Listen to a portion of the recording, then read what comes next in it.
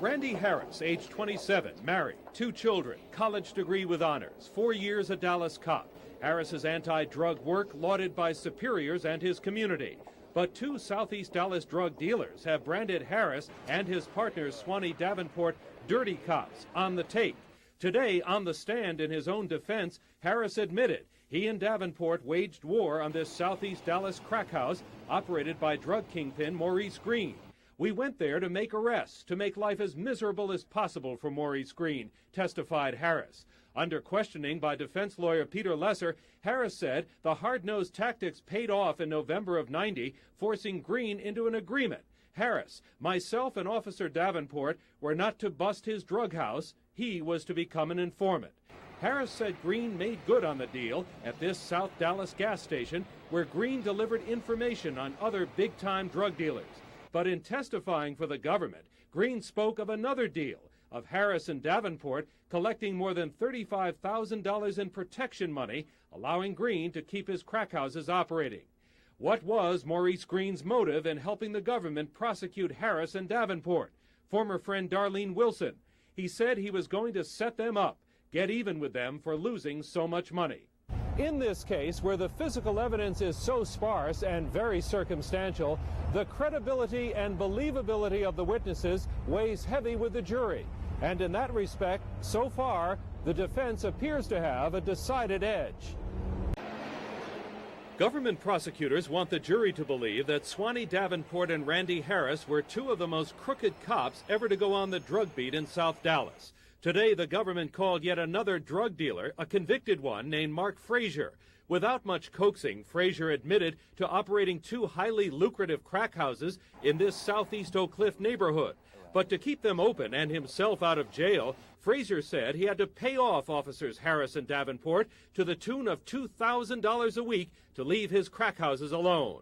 Frazier testifying that it was at this Oak Cliff fast food restaurant where Harris and Davenport collected their bribes every Friday night. But under cross-examination by defense lawyer Stuart Parker, Frazier also admitted lots of police officers came by my crack houses hassling me. Did you ever pay off those officers? Asked Parker. No, said Frazier. Also testifying today, Dallas Police Intelligence Officer David Clark assigned to tail Harris and Davenport on their drug beat.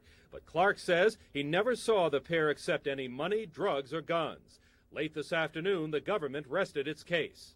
In presenting its case, the defense will portray Harris and Davenport as men of high character, whose anti-drug vigilance was often lauded by their superiors and by their community.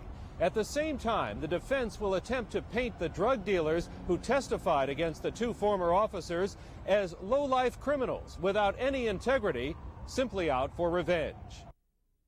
In closing arguments before Judge Barefoot Sanders and the 12-member jury, government prosecutors admitted all the testimony against former officers Randy Harris and Swanee Davenport was hard to believe. The 2 charged with extorting nearly $100,000 in protection money and quantities of crack cocaine from big-time South Dallas drug dealers, of even kidnapping 2 dealers, then demanding a hefty ransom for their release. Government prosecutor Mike Ewell to the jury. You all will have to decide whether or not they were crooked cops. If you'll look at the credible evidence, they're guilty. In recalling the testimony of the government's star witness, South Dallas drug lord Maurice Green, that Harris and Davenport stopped raiding his crack house only after he began paying them off, prosecutor Ewell said the officers continued to go into Green's house, taking drugs, guns, and money, but making no arrests. Ewell calling Harris and Davenport despicable, detestable former cops. Defense lawyer Peter Lesser painted a far different picture of Maurice Green as a drug dealer out to set up 2 police officers for revenge. What we have here is, said Lesser, Maurice Green ran a good scam and the FBI fell for it. If you can convict those police officers and that woman on this uncorroborated trash by those scummy witnesses, added Lesser, you sentence all good cops in this city to this nightmare. The jury then began deliberating what some Dallas police officials call the most serious case of police corruption in the history of the force.